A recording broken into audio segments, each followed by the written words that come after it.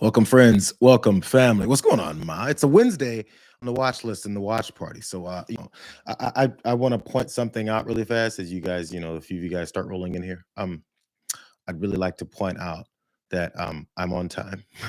It's not noon 05. It's noon on the button. And I'm here. I just want to point that out. I mean, you have enough people that point out the negative things in life. I want to point out the positive things. I had a little bit of a lapse, a little bit of lateness, tardiness, if you would, a couple times last week. But it's only because I want to make sure these things are as clean as possible for you guys as we talk about all the topics that we talk about. Yes, it is a one-man show here. I'm running producer. I'm running host. I'm running editor. I'm running it, bro. So please, glad you guys are here. More specifically, I'm glad Dark Dragon is here. I'm glad Donald Guy is here, and also Dragon Shepherd. What's going on, y'all? I know what you guys think is going to happen. There's tons. I got like 4 different things to talk about, and there's a whole bunch of videos behind it. But I know what you guys think we're going to talk about, and you probably are right. But I'm not talking about Jeffrey Epstein just yet. You have to hang on for later for that. There's a lot more happening with that, more developments, because there's an everyday change to this and the explanations and excuses that come with it. As more of you guys come in, I'm going to get prepared to jump straight into this because there's so much happening. Laura P., Amy Hoyt, Jason Stanley. What's going on, you guys? Abby Normal. Good to see everyone. Let's go ahead and make this happen. As it comes in, maybe you guys can update the folks who are a little bit late as to what it is that's happening. But you guys are first dibs to know that Republicans are continuing to try and figure out what to do about the bad news surrounding their bill that they passed. Josh Hawley is one of those senators that wants to do something differently about it. I mean, why, you may ask? Because it sucks. Hold on, where is it? I don't want that anymore. I want this one. There it is. Okay, guys, let's go. Just days after the President Trump's sweeping domestic agenda, the so-called One Big Beautiful Bill, Republican Senator Josh Hawley of Missouri says his goal is to ensure that one of its key Medicaid provisions never actually takes effect. Hawley worked to have the bill include an expanded fund for victims of nuclear waste and says that issue is why he was willing to vote for the bill despite all those drastic cuts to Medicaid. You hate, if I could say that, some pieces of this bill, but you voted for it. Why did you choose that strategy? Got to take the wins that you can. For me, getting RECA passed, getting healthcare expanded in Missouri for these survivors. I almost said the word victim. I hate that word. For survivors, these heroes. This is a multi-year journey, and this was the chance to do it. The provider cuts that are now not going to affect Missouri until the 2030s. My goal is to make sure those never take effect, I'll be honest with you. How? Well, by legislation. I mean, listen, they don't affect Missouri until 2030. And between now and then, Missouri gets $1 billion in increased rural hospital funds. That's great for our state. But the truth of the matter is we shouldn't be cutting rural hospitals. I'm completely opposed to cutting rural hospitals, period. I haven't changed my view on that one iota. We were able to delay it. We were able to get a plus up in funding for Missouri, which is terrific. But we shouldn't cut rural hospitals. I think it's a mistake. I've said that from the beginning, and my view hasn't changed at all. So I'm going to work with anybody across the aisle, I don't care who it is, to make sure we do not cut rural hospitals ever, period. Josh Hawley is now willing to work across the aisle with anyone who he can to make sure that rural hospitals are not cut in the funding in the bill that he voted to cut rural hospitals in. Also, these Medicaid provisions that will also kick tons of people off. He's trying to avoid all of these things by introducing this bill. Should I show you guys the bill? I want to show you guys the bill. There's Josh Hawley's bill to repeal or to block the things that he voted for in the bill that they called beautiful. Really fast. I know Senate speak and especially bill talk is kind of crazy, but the point of this, and from the top, is to repeal the changes to Medicaid, state provider tax authority, and state directed payments made by the One Big Beautiful Bill Act and provide increased funding for the Rural Health Transformation Program. Why should he have to do that? And why should he also tell a reporter he hated all these things about the bill, but still voted for it and still have any kind of credibility left to think that he won't screw you over again? This is only to save face. I think that's pretty clear. So the New York Times talked about the things that are in this and the way that he's trying to, I guess, work around making himself look a little bit better about this whole thing. But I want to give you guys more details of what Josh Hawley thinks is a good move on his part to fool more people and to think that he gives a half of a damn about the people who voted him in. It says his bill would also double a rural hospital fund to $100 billion from $50 billion and extend the fund's lifespan from 5 years to 10. Republican leaders had agreed to include the $50 billion to assuage concerns from Mr. Hawley and other Republicans that the Medicaid cuts would shutter some remote hospitals. So he also, as he mentioned, the doubling of those funds. So they only gave him $50 billion to ease the concerns that they had about the bill that would harm those hospitals. It's a complete roundabout game, but at the same time, giving tax cuts to the richest and also the most connected corporations. So if the money is still getting lessened from regular folks' pockets and being given to rich people who don't pay their fair share in taxes and all that, still the responsibilities still go to the American people, not these leeches. And then they have to give the double, his bill would double that to $100 billion for these rural hospitals. So that's, again, more money, right? That's not coming from those rich people. It just continues to redirect the responsibility from folks who need the stuff and have less money, put it that way, to even do it. Here's more from that article. I just want to give you guys a full glimpse into what Hawley is talking about. President Trump has always said we have to protect Medicaid for working people. Now is the time to prevent any future cuts to Medicaid from going into effect. That's what his statement said on this bill. He did not take issue with a strict work requirement to qualify for Medicaid that Republicans made law through their domestic policy bill. So in what amounted to a 360-degree turn to his original position opposing the Medicaid cuts that are now law, he also added, I want to see Medicaid reductions stopped in rural hospitals, fully funded. If you wanted to see that, maybe you shouldn't vote for something that didn't do it. I think we already know that. One more piece from this article. Hawley had vowed in a statement released after the Senate passed the policy bill. After they passed it, he said he wanted to continue to do everything in my power to reverse future cuts to Medicaid. But that promise rings somewhat hollow, given that his new bill is unlikely to garner the support needed to become law. That's the other about this. That's the other part about this whole thing. He knows this bill isn't going anywhere, but this is his chance to save face and say, you know, you guys, I tried to save the rural hospitals. I tried to save the folks that are going to get booted off of healthcare, but I'm still in favor of these work requirements, which is their vehicle for booting people off of healthcare. So as he's still supporting those things openly, he didn't say I'm also against the work requirements. He's still in favor of those. And also he's in favor of saving some of these hospitals. And he's also in favor of making sure some folks don't get booted off of healthcare and some other provisions that they voted for. He's going to say, you guys, I tried. You guys see my bill that I introduced after the bill that I said was the best one that's ever been passed? Oh, right before I then said it sucked. They know that you don't have enough time to sift through all of their lies, the bills that they present, the votes that they made before, to then say, this guy's an effing liar. This guy shouldn't be in the Senate. This guy doesn't represent the people that voted for him. He doesn't care. That's what this whole thing has been. Josh Hawley doesn't care. He doesn't want to do his job. But what he will bring up is a similar thing that Lisa Murkowski brought up when she was called out for voting for this bill after saying that it sucks.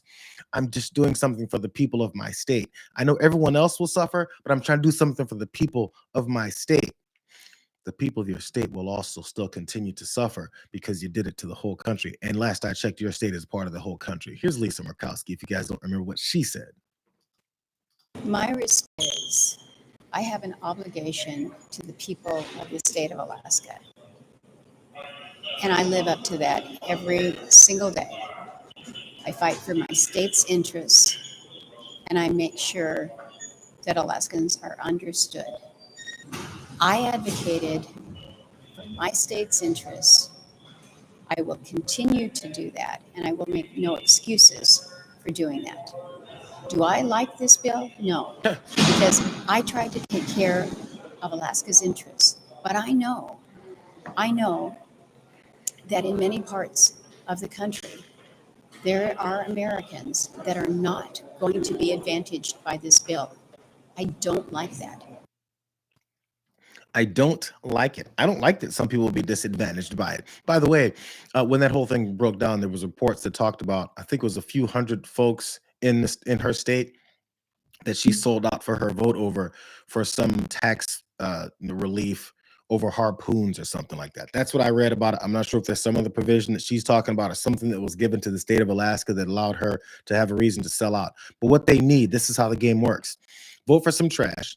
Say you don't really like all of it because you expected it to maybe get negotiated further, and then when it doesn't, because as we know, there was a hardcore July 3rd or 4th deadline that they had on this that all of them were aware of and very afraid of crossing the president on.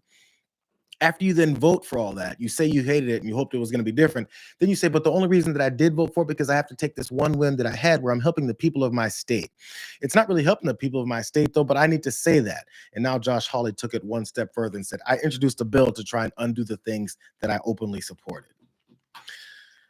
There's only the reason you go through all of this to break down the complete lies and the way that they're manipulating and jerking people around is to then remember that and vote their asses out. They don't care about you. So the next time they go and have an ad where they're shooting a gun and say, I'm giving away an AR, vote for me. Don't do it. Just remember this little part. Just remember that part. There's people that are affected by this that have to remember it. I always want to go back to this CBS News report that talked about the things that are happening to these rural hospitals. Because I know I don't live in a rural area where we're worried about it. Not too far enough from it, so I can't see the effects. But the people who have to drive then an extra half hour to 45 minutes to a hospital because these are getting shut down, it's said a lot, but a lot of times we don't see the names and faces and the issues that are going on in these communities that expand it further. I want you guys to see this. As workers cover room signs at Midcoast Medical Center in Trinity, Texas. The sight of medical workers leaving for the last time, signaling this is one of the latest rural hospitals to shut its doors. I think how sad it is. Marjorie Polvino runs the hospital board. It has a huge impact on the committee. We will lose lives. 400 people a month come here. In the East Texas piney woods, Midcoast was more than a building. It was a lifeline where babies were born and where the heart of Kathy Courtney's 90-year-old husband was restarted, saving his life. How many times have you used this facility recently? I'd say about 6 times in the last 14 months. The closure, hospital officials tell us, was driven by the same factors that have closed other rural hospitals. Low reimbursement rates from elderly patients' Medicare and Medicaid coverage, which made up most of the hospital's budget. Hospitals in urban areas get significantly more reimbursement from their patients who have private insurance, which tends to pay more. Republican proposed cuts to Medicaid could leave more than 8.5 million people uninsured and force even more rural hospitals to close. A new report finds almost 750 rural hospitals are at risk of closing. So, Janet, when these rural hospitals close and folks end up having to drive a long way, what's the overall impact on their health as a result? They often give up on preventative care, things like regular checkups, and that can lead to the delayed, diagnosis of something like a serious illness like cancer. What about the effect of these hospitals closing on the community, Janet? It is beyond the hospital. These hospital workers shopped in the stores, they ate in the restaurants. If they move to a new area for a new job, that affects the real estate market, the school district, property taxes. These rural hospitals are more than healthcare. They really are the heartbeat of the community. Those are the real life effects. And that's what Josh Hawley's trying to make sure he covers his ass over, as he actually doesn't care and it won't actually work because he knew it wouldn't. What they cared about was getting that one thing across, and they got it across. Just main thing, don't forget it. Let's go to something else. There's a lot happening, you guys. This is just more of a, this guy doesn't change policy. This guy, I mean, he affects the way people think, which is a part of changing policy if you allow people to accept the racism and bigotry that we have in this country. But Greg Gutfeld is making some more, getting some more attention on his name lately. I'm not sure how this conversation came up. It kind of doesn't matter, because in what context does saying stuff like this make any sense?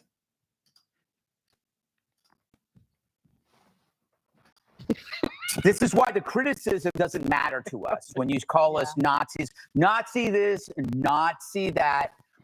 I'm beginning to think they don't like us. You know what? I've said this before. We need to learn from the blacks.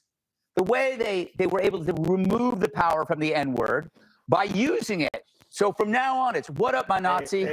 Hey, what up, my Nazi? Hey, what's hanging, my Nazi? Nazi, please. Thank God you did a hard eye there. What does it tell you, though? This is why the I mean, Greg Gutfeld thinks everything is funny, especially his own bad jokes. So to make a point about how people are accurately talking and depicting ICE agents who are running through the streets and snatching people off the streets, taking American citizens and detaining them based off of what they deem is what must be an illegal immigrant. And then when they get called the Nazi and the Gestapos that they all are, his response is to come up with that bad joke and somehow compare that to, we need to reclaim the term. So let's go ahead and break down the full thought process that was just so damn funny. You're reclaiming the term Nazi because apparently you're self-admitting that you're a Nazi, despite the fact that they all defended Elon Musk that was letting everyone know on Inauguration Day, yo, the Nazis are now in charge. When you defended that and then that didn't work, the next step, I guess now, is to say, yeah, sure, you got us, but we have to reclaim the term and lessen the blow of the reality of what that is and what it is that Nazis like himself do. The types of things that they believe in. So he's reclaiming the term Nazi because he's comparing it to the way this derogatory statement that was put on folks that were brought here generations ago to build this entire country, another form of a genocide that was brought to this country to build the country, and to now still have lesser rights, still be seen as lesser human beings. And in given those terms during civil rights eras and the time that we were trying to get to some level of equality in this country, when that term gets used, which many black folks don't like to use, dumbass, as some folks use it and it's called a reclamation of that term, he's going to compare it to he and his white folks and their favorited term of being a Nazi because they're not Nazis. This is just his roundabout way of saying that, yeah, sure, you're right, you got us. We're Nazis. Go ahead and F off, I guess, is the next step. Let me give you another glimpse into Greg Gutfeld's mind, the way he thinks about black folks. Because again, in order to be this type of person, you have to think certain folks are lesser than you, and maybe they're more like childlike. Let me show you what he thinks.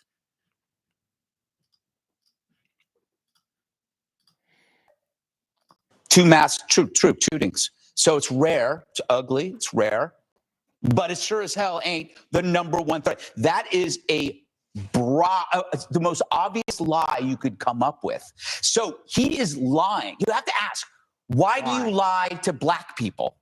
Why do you lie to black people? Why do liberals feel that they have to do that? Because they need to keep blacks angry. They need to keep blacks close to them, right? This does not serve black people. If it doesn't serve black people, it doesn't serve white people either, because it creates conflict. The people who need to cleave blacks from whites do so because they realize there is profit in discontent. They're rent seeking. As long as there's a problem, whether it's racism or whether it's homelessness. $1 billion went to homelessness. We don't know where it went, because you need a persistent crisis in order to keep your job. Consultants and corporations, right? Activists. You got to keep this lie going. And once blacks walk away from this lie, oh, they're going to be happy, but they're going to be pissed. And I'm so going to be there for that. You know, these subordinate blacks that don't know how to think for themselves continue to get used and jerked around by certain folks who want to keep them upset because they're childlike and they can't think.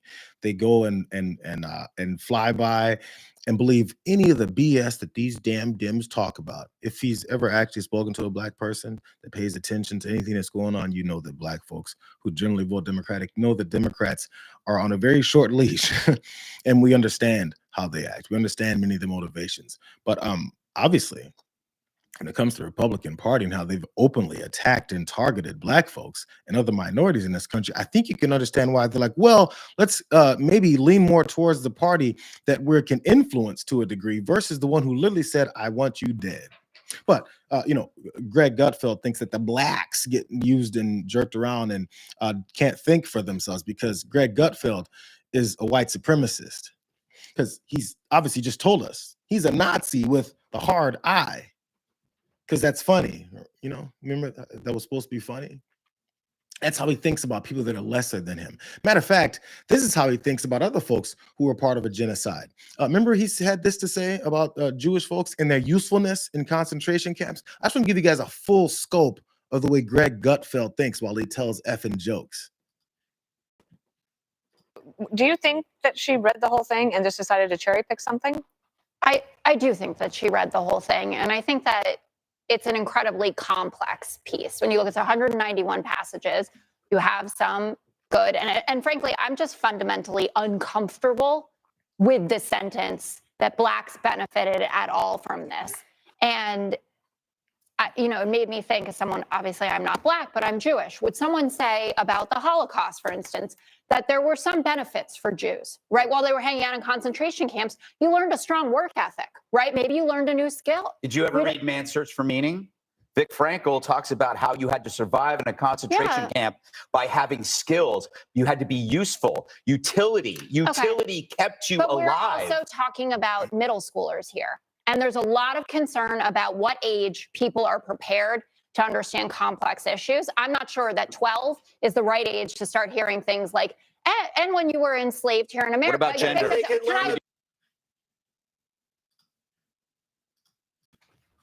Decoding Fox News breaks these down so much and so well. And she actually pointed that out. Apparently, at another point, he was upset about that getting spread around, the things that he said, and tried to come for her, who runs Decoding Fox News.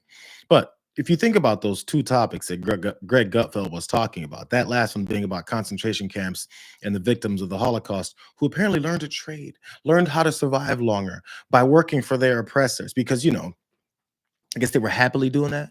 It's the same thought process that they had towards enslaved folks in this country, where they said, they were put on farms. That's the way they're trying to change the types of curriculum and the way that they describe this. And I believe that's what they were going about there as well. But before that, it was about how white supremacists lead the country with domestic terrorism attacks. It's been numbers that were floated way back when Donald Trump was in for the first time.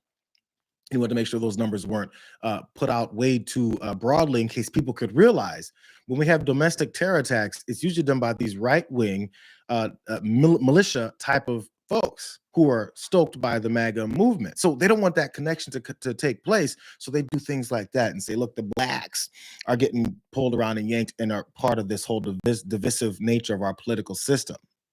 Oh, and also Jewish folks, or folks that were murdered in the Holocaust, the ones that survived, they survived because they picked up a skill to make sure that they helped their oppressors kill more of their own people. Did you ever think about that, Jessica?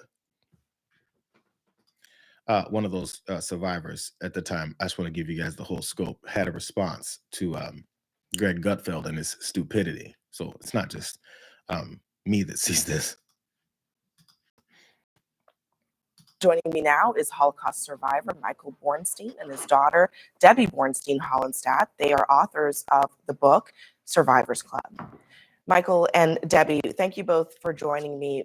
Michael, as a Holocaust survivor, what do you think about what you just heard being said there in that clip from Fox News? Well, I'm disgusted, basically. My father was an accountant, and he had basically negotiating skills. He and my brother were gassed in Auschwitz. My mother learned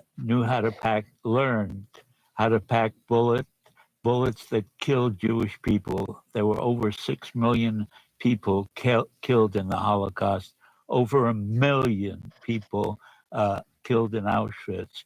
And there's no silver lining to killing 6 million people or talking about slaves and the benefits of slaves and learning and what they were doing. It's just straightforward. And it's a matter of whether or not they're going to allow you to have this normalized in your mind. And things like saying, I think we should take lessons from the Blacks and start reclaiming Nazi. That's supposed to be a joke, but it's also supposed to be something that lessens the accusation and the easily provable evidence that shows these folks that are taking part in Nazi types of activities and agendas. It's the same thing. Like, you can see it. Like, you can be mad that folks called Donald Trump Hitler. I'm sorry, that JD Vance, his vice presidential candidate, called Donald Trump Hitler. You can be upset at JD Vance for calling Donald Trump Hitler because JD Vance called Donald Trump America's Hitler before he was allowed to be Hitler's vice president. But before that, he was saying it accurately. And saying it accurately is pretty devastating when you back that up with the facts of the way that he's acting. And before he was even acting that way and had the power that he now has, many folks were saying, yo, this guy's a fascist and he's going to start acting the way that he's told us he's going to be acting. So now that we have to cover all that up, we need to start saying things like, let's reclaim Nazi. Just pay attention to the way this is happening. There's no more denials. It's turned into let's accept it. That what they're saying is, let's let you accept it. Are we going to accept it? Let's not accept it. But everybody, we're so sensitive. It's way too sensitive. Let's move on to this next thing. It was bound to happen. You guys know I've been on it all week. I've been on it since I think Elon Musk decided to bring up the fact that Donald Trump is on Epstein's list. He's on the client list. He's on the flight logs and all that stuff. That's what Elon Musk said on his way out because he's angry. But the discussion has to continue to happen because it's now falling apart all around them. And one of those tactics to avoid us making this a clear case of what it probably is, and it could easily be cleared up, is people like Bill O'Reilly trying to change history on what it is that we've seen, what we've experienced, and what's been said. Here's Bill O'Reilly getting everything wrong. The Biden administration had exactly the same thing the Trump administration has on Epstein. Exactly. Right. Because Epstein was convicted during the Biden administration. Not one time did Hakeem Jeffrey call for any exposition of what the Biden Justice Department knew. Not once. So this guy's a top phony. Okay, he's a political player. He doesn't care about the truth. Wait, he doesn't care about the people. Bill. This is what hold on. he Hold on, Bill. Hold on. You said Epstein was convicted during the Biden administration. Epstein committed suicide during the Trump administration. Yeah. So the Biden administration.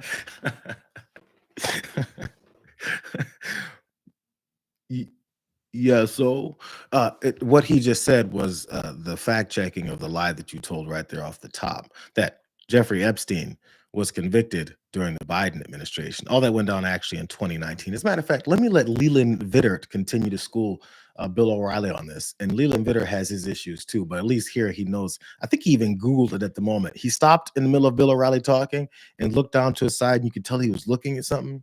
He was definitely Googling. Wait a second, let me make sure I'm right about this. Here he goes as he continues. How is he convicted? How do you convict a guy who's dead? He was convicted I believe, okay, under Merrick Garland's Justice Department. That could be. Am I wrong on that? Yes. I don't think so. And then he was incarcerated, and then he committed suicide. Okay. The suicide thing is bull. Whether you Bill, I think this is important. Bill, I think this is important. He was arrested in 2019, and he committed suicide in 2019. He died August 10th of 2019. So the Biden administration was not involved in a conviction or a trial of him. They were of Elaine Maxwell. Okay. And that's a good point of clarification. Mm-hmm. But he was arrested and indicted under Merrick Garland. No, under Trump. Who had all of the information. Epstein was arrested, indicted, and committed suicide under Trump. In 2019, Trump was president. Merrick Garland was not the attorney general. Okay. Okay. I'm surprised they didn't go so far back to say it was Obama. Actually, I'm sorry, Donald Trump did that. We'll get to that in a second. But just to show you, this is the game plan. It's to the point where Bill O'Reilly may have actually believed that BS that he keeps spewing, because they keep talking about how Obama was a part of this, Biden was a part about this. It happened in 2019. Dude was convicted, jailed, and committed suicide during Trump's administration. But they're so used to saying, but Biden, because they just finished saying, but Obama. They're doing it so much. He doesn't even know up from down anymore. He doesn't even know the reality of the situation after being told this happened in 2019. Because remember that whole election of 2020, at the end of 2020, when Donald Trump lost, and then at the beginning of 2021, when he sent his foot soldiers into the Capitol because he lost, that was at the end of 2020. So that means, the way that, numbers work, 19 is before 20. So in 2019, when all that happened, it was before 2020 when Donald Trump wrapped up his first term in office and he lost. So all this with Epstein happened when he was in office. But they don't expect people to stop and go, wait a second, that's not true, because they live in lies. That's the only way they've been able to convince enough people that they have any kind of principles or background on this. This is the excuses that are trying to get Donald Trump further and further away from the fact that he's continuing to hide whatever it is that he's hiding.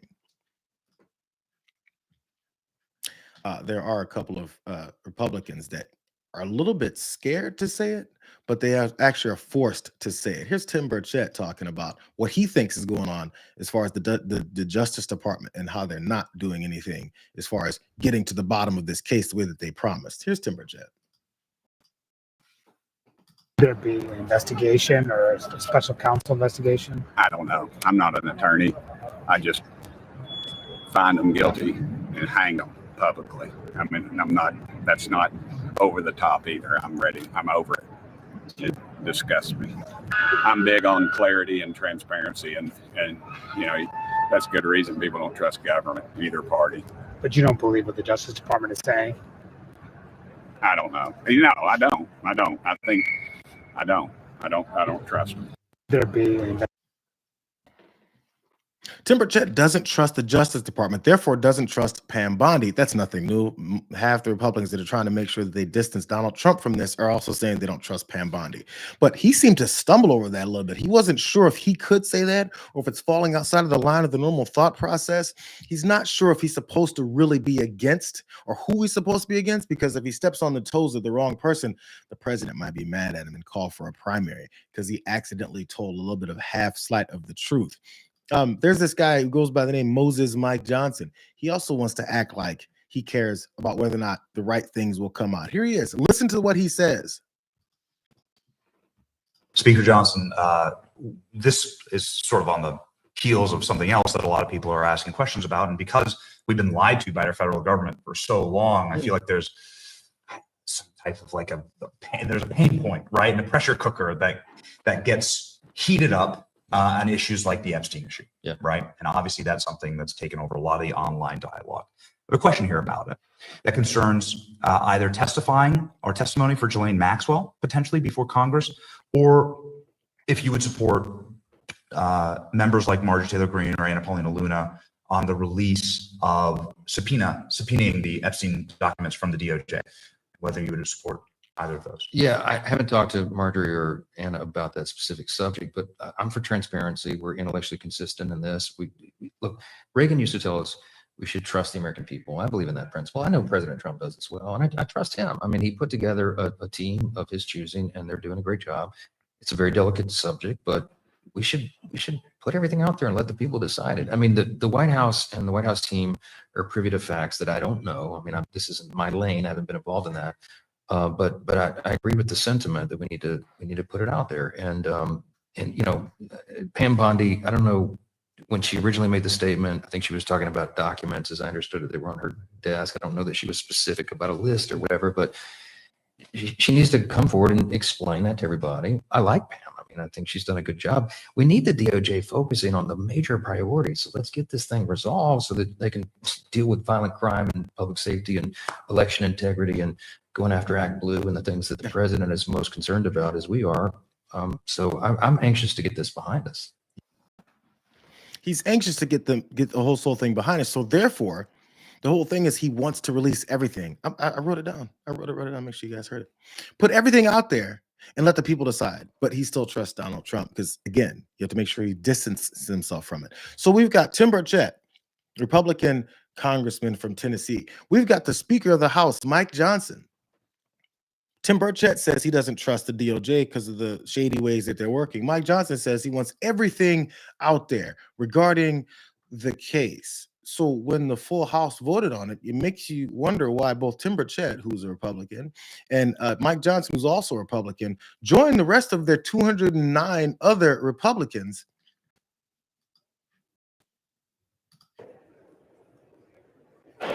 On this vote, the yeas are 211, the nays are 210. The previous question is ordered.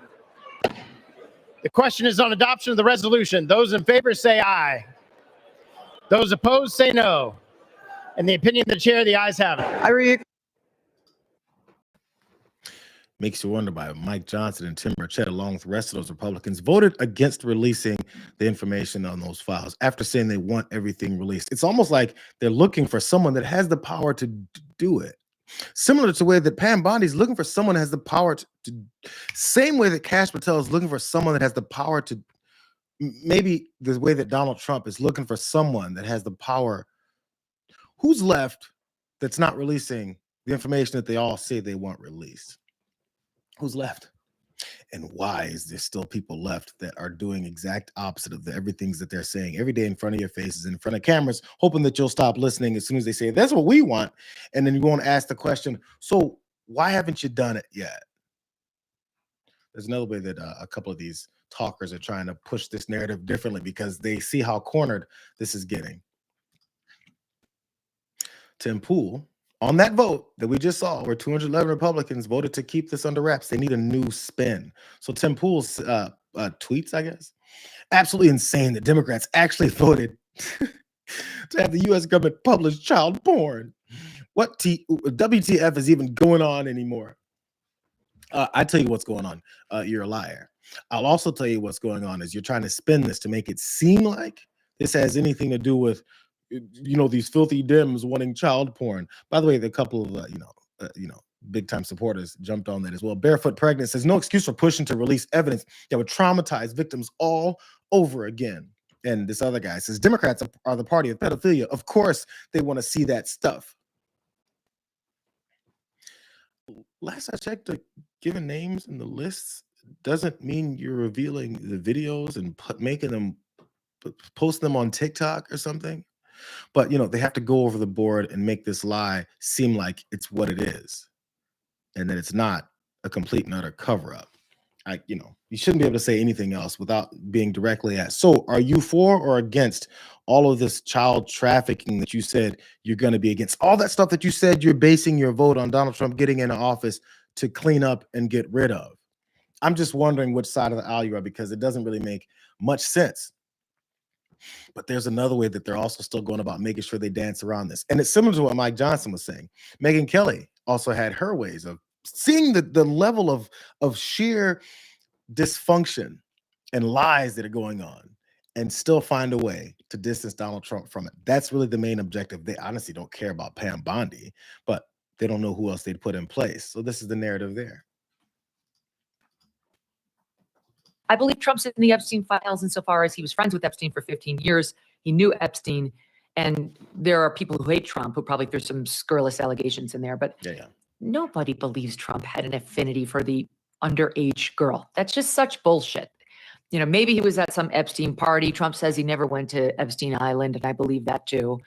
That would be something to extraordinarily lie about. I believe Trump's in the Epstein files insofar as he was friends with Epstein for 15 years. That's how it works. I think he was just near him enough. So we have to have this inch. He was near him enough.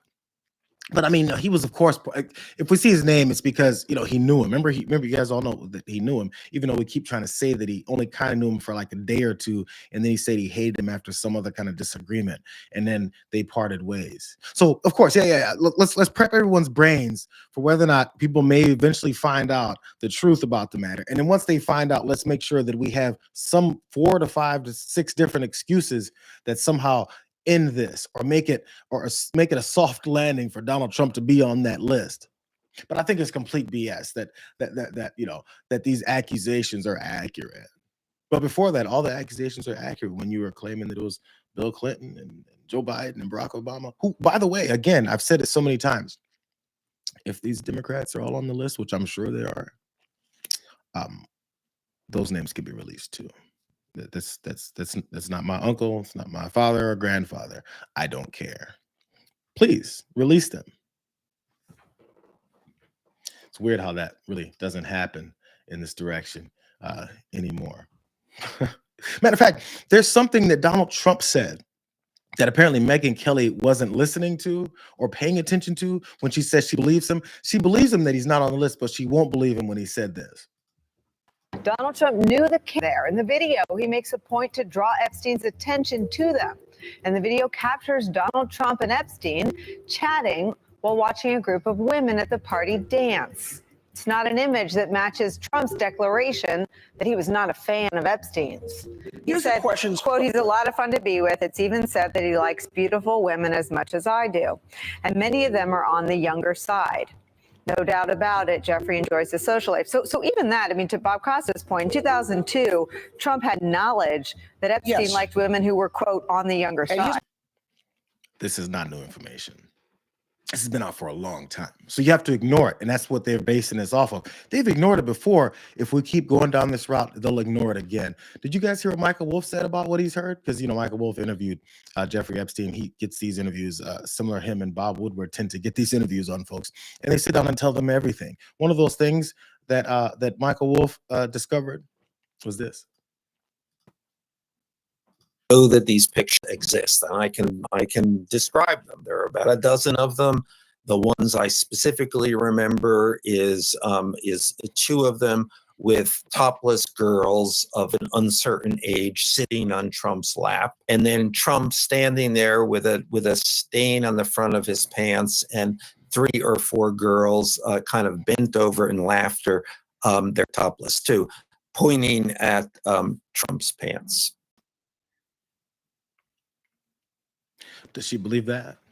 I mean, it's easy to say you won't believe him because, you know, he's a super lib because he's said things and pointed out things and had audio recordings of Epstein talking about Donald Trump and how close they were and how he knows the intricate nature of so many things of his life. But you don't have to believe him. Let's just believe Donald Trump instead, who's, by the way, a well-known adjudicated liar about everything. He's 34 felony convictions. Just want to remind you guys of the liar that is there. Pam Bondi has been catching heat. Her name has been all over the place. It was in conservative circles as they're trying to distance Donald Trump from this whole thing about Epstein. So finally, I've been waiting for this. I keep looking. I said, when is Pam Bondi going to say something? Pam Bondi said something. Your daughter-in-law said that there should be transparency in the Epstein case. Do you agree with her, sir? The Attorney General's handled that very well. She's really done a very good job. And I think that when you look at it, you'll understand that. I would like to see that also. But I think the Attorney General, the credibility is very important.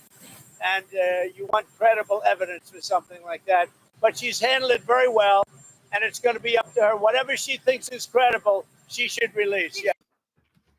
Pam Bondi, whatever she thinks is credible, she should release. The president of the United States, the whole focus of the people that are against him are trying to figure out why it is that he's covering this whole thing up. Pam Bondi, credible evidence. Maybe you should release the credible evidence. By the way, obviously, that's a clear indication that maybe release something that helps me distance myself from this, but also make people think that you've released all the information. But it's just the credible information. Very similar to his answer to Fox and Friends during the campaign. And he said, are you going to release the Epstein files? And he said, yeah, probably. I mean, but maybe. I mean, I don't know. Because, you know, there's a lot of bad people in that world. And we don't want to ruin anyone's lives based off of evidence that may not be all that credible. He's back on the credible evidence. So, Pam, there's a chance for Pam Bondi to speak. How about that credible evidence that Donald Trump says you can release? In response to questions, comments that President Trump made a short time ago, 2 months ago on the front line, he said that he would support you releasing additional credible evidence from the Epstein investigation. Is that something that you are open to do? He said this just a few months ago. This today is about fentanyl. This is about a wall of people right outside this room who have died from, I appreciate your question, but this today is about fentanyl overdoses throughout our country and people who have lost loved ones to fentanyl. That's the message that we're here to send today. Nothing about Epstein. I'm not going to talk about Epstein. You're overseeing this huge scandal and the basis for Donald Trump, part of the basis for Donald Trump getting in office, but we're not going to talk about Epstein. We're here to talk about fentanyl. Donald Trump said you can release the credible evidence. She doesn't apparently have any of the credible evidence. Maybe she has something that she could say about the whole story about Dan Bongino saying he's ready to quit. And I guess he's come back into the fold, but he's ready to quit over all this, the way that this was put forward and the way that his name has been dragged all over the place now. Maybe she can talk about personnel issues. Maybe there's something that she can talk about, because Pam Bondi is the attorney general, and you would think that she has something to say, considering she had all kinds of things to say before. Yes, sir. Is there disruption at the leadership of DOJ and FBI with your relationship with Dan Bongino that is affecting the operations?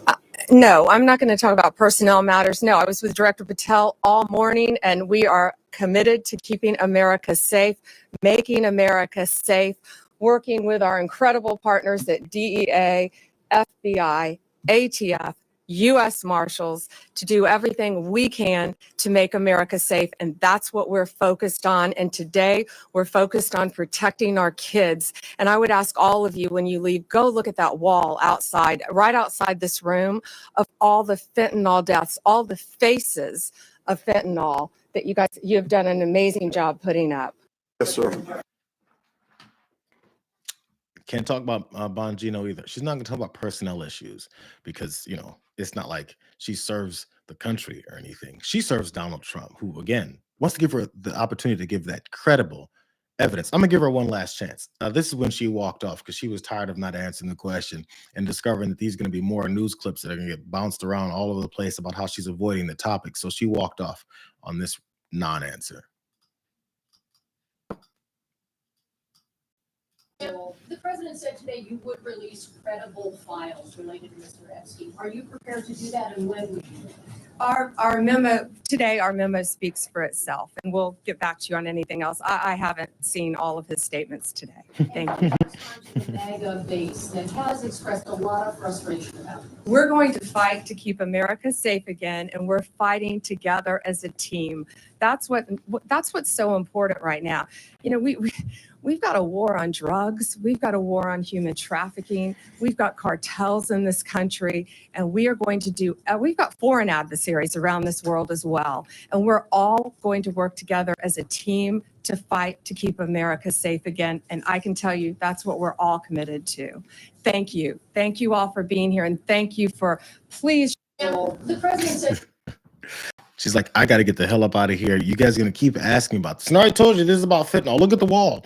I mean, fentanyl. Look at the wall. Fentanyl. I thought you guys cut all that off. I thought the border is completely sealed and that fentanyl is not an issue anymore. Everything is so great. Remember?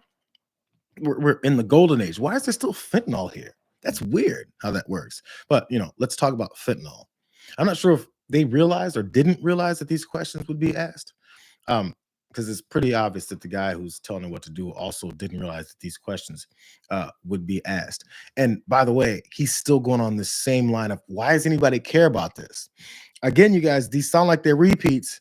This has been the process. They don't even have an answer of how they're going to continue to push out this lie. They really didn't have an answer as to how they were going to address this after people said, okay, you're in office now. How about that Epstein thing? I don't understand why the Jeffrey Epstein case would be of interest to anybody. Can't understand it. It's pretty boring stuff. It's sordid, but it's boring. And I don't understand why it keeps going. But I don't understand. He can't figure it out. Not at all. He has no idea why the Epstein things just keep going. Outside the fact that he was talking about the Epstein thing a million times. Outside the fact that his entire movement is talking about how they're against child sex trafficking. You know, because those illegals do it all the time. And it's only those illegals do it. None of these rich, elite, high-paid, let's keep it real, people who run our government doing things like this. That'd be a complete destruction of the of this hierarchy that we have in place in this country. But there was another excuse that he had. No, I'm sorry, you guys. I feel like we have to run through all of these. The Attorney General briefed you on the DOJ and FBI review, the findings of that review. The Attorney General briefed you on On that. what? On the on the DOJ and What are we talking on about? what subject?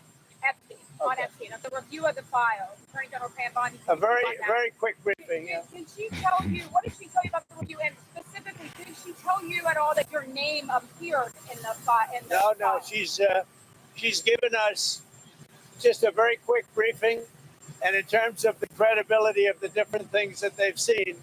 And I would say that, these files were made up by Comey, they were made up by Obama, they were made up by the Biden, we went through years of that with the Russia hoax, with all of the different things that we had to go through. We've gone through years of it, but she's handled it very well, and it's going to be up to her. Whatever she thinks is credible, she should release. Yeah. On Texas, how many more seats do you want the Republicans to? It's the same lines. It's Obama, it's Biden. Nobody, for real. I think for real, someone should tell him, some advisor, but they're all yes men now. Somebody should nudge him, be like, hey, bro, it's not working anymore. They don't believe that it was Biden. Bill O'Reilly tried it, but they don't believe that it's Biden anymore, bro. We need a new lie. We need a brand new one. But he doesn't have that in him. Let's go back to Alex Jones. Remember last week or a week before, Alex Jones was losing his mind. He was starting to cry. He was starting to cry over whether or not how badly this guy's been running things. Let's do an update check on Alex Jones. And I'm getting really concerned here at this point. Yeah. Because the flip-flopping and the 180ing and the going back is just the biggest train wreck I've ever seen. And it's not in character for you to be acting like this. So we want your agenda to succeed. I've done deep research, never saw you involved with Epstein and criminal activity. So why are you acting like this? You made a deal with the establishment to leave you alone. Have they rolled over? U.S. intelligence we know is involved. Mossad, CIA, MI6, we already know that. But instead, you just continue to say nothing to see here, move along, though go ahead and release information, but there's no information to release. Contradiction for contradiction, flip-flopping for flip-flopping, 180s on 180s on 180s. Jesus, I'm on a roller coaster here. And then, it's only fake news is concerned. Like MTG and Tucker Carlson and myself and Joe Rogan and the American people. This is something that finally got our attention. People finally woke up to this. People finally understand, a window in the deep state with all this.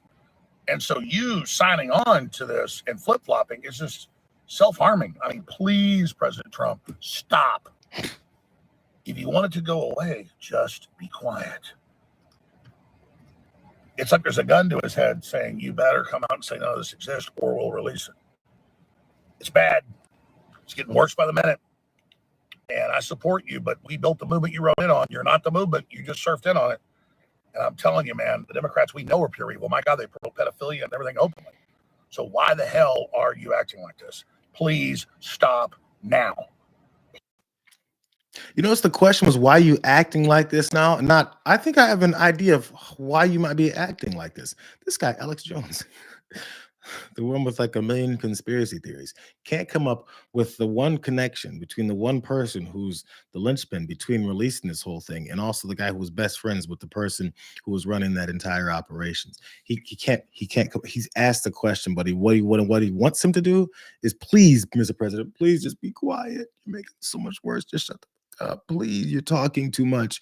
We can't answer for all these. We can't continue to cover for you when you continue to unveil how completely complicit you are in making sure this doesn't come out. It's just too boring. It's way too much. How are we going to pull this off? They can't get around it, but they'll still try to. It's pathetic, bro. I have a couple minutes. I really do want to get to Donald Trump and his response to his followers who are doing this. Let's go ahead and jump to that, because the quartering did this. I hadn't heard about the quartering. This is a post, is a conservative somewhere on X. This is the admission that he or she had to make. I'm not sure. It looked like a bearded picture they've got. Anyways, the quartering says, I know I'm going to lose some people over this, but I say what I believe no matter what. I don't play nice to maximize profit, although I should. The only person withholding the Epstein files is Donald Trump. Oh my goodness. I simply cannot dance around it anymore. Sorry, cat turd. I don't know the obsession over cat turd, but still, he's one of the main voices of the MAGA right. But this guy now has to admit the truth, because as he also admitted, I could easily just play the game and make more money. Literally, I could maximize profit by playing the game. I think that also, shows us a little window into the reasons why people follow by this so much and continue to vow by their lies that they're being told, is because it's obviously it's better for their bank accounts. But he's not going to do that anymore. He's going to make this simple declaration. The only person stopping it is Donald Trump, and he might lose some followers over it. Isn't that bad? Doesn't that have a lot to say with the lack of principles within your following group? I'm just saying. So lastly, because of this, let me read this from Donald Trump. He's very upset. He doesn't know why they keep talking about it. It's way too boring. Shouldn't we talk about all the accomplishments? If you had some, they could talk about it. This is what he posted. This is the post that's been after he said the hi gals and boys, and you guys just need to stop. This got more aggressive. I'm gonna jump right around the middle when he starts targeting his supporters. He talked about Russia, and all that stuff. They're no good at governing. He's talking about Democrats, no good at policy, and no good at picking winning candidates. Also, unlike Republicans, they stick together like glue. This is his problem. Their new scam is what we will forever call the Jeffrey Epstein hoax. Now he's having a title to it, so you guys can go off of that. And my past, he put in capital, supporters have bought into this BS, except he said the full word. Hook, line, and sinker. They haven't learned their lesson and probably never will, even after being conned by the lunatic left for 8 long years. I've had more success in 6 months than perhaps any president in our country's history. And all these people want to talk about, with strong prodding by the fake news and the success-starved Dems, is the Jeffrey Epstein hoax. Oh, he brought it back again. He's already bringing back the line. This is his thing. Let these weaklings, he's talking about his supporters, let these weaklings continue forward and do the Democrats' work. Don't even think about talking of our incredible and unprecedented success, because I don't want their support anymore. Thank you for your attention to this matter. Donald Trump. Trump no longer wants the support of his rabid MAGA base. The same rabid MAGA base that he also gave middle fingers to right when he came to office, and he and Elon Musk said, we're going to bring in these different immigrants that have better education and can work in these fields much better than you dumbass Americans. Remember that? Do you guys remember that uproar? And then they got all mad and said, I can't believe that they're betraying us. It was like day one. I'm sorry, into the first week. And they forgave him. Then they forgave him for the second and the third and the fourth thing. Now he's looking to see if they're going to forgive him for this. But at this point, as he said, I don't care. I don't want your support. Go hang out with those dirty lunatic leftists, because he's a uniter. Nothing screams, I'm trying to hide things, more than the way that this guy's approaching this entire thing. Nothing. Nothing. Absolutely nothing. I got like 2 minutes, and I wanted to read one super chat since one folk sent it in. Stickman Grit, thank you for the super chat. I sometimes miss these because I'm too busy over here going crazy. It says, and now we see the beauty of this regime. They're not just fascist, they're effing terrible at being fascist. Such a good point. It's a point I'm always making too. He's the biggest liar and con man ever, but he's not even good at lying or being a con man. It's obvious. Every time he says or does anything, it's pretty obvious that he's lying. It's pretty obvious that he's conning you. It's pretty obvious that he doesn't know what he's talking about when he says he's a genius. It's pretty obvious that his health isn't great when he says my health is the best ever. It's cartoonish stuff. And these guys are falling behind, the Tom and Jerry type of mindsets to actually have a full belief of the way that people should be running the country, that control and dictate how your life goes. That's why things are falling apart. So thank you for that super chat. Thank you guys for all showing up. I know you guys are itching to get to TDR. It starts in another minute. Calm down. It's okay. I'm running from first minute up to the back. I also saw another, I wish I had your name because I looked at it earlier. You said, I actually showed up 5 minutes late again and I missed the beginning of the watch party. It's a conspiracy, bro. You're right. Who knows? Maybe I'll be on time tomorrow. Maybe I won't. But you guys should be, just in case I am. Thanks again for you guys for showing up. Let's go over to TDR and rate it. Just, watch list in all capitals. Get yourself banned from the chat, something like that. I'll be the first one to do it too. Glad you guys have been here with us again. We got more happening tomorrow. Yo, at least Epstein was at the back end of the hour. We got more stuff happening. Have a good Wednesday, you guys. Till John, I say hey. See you.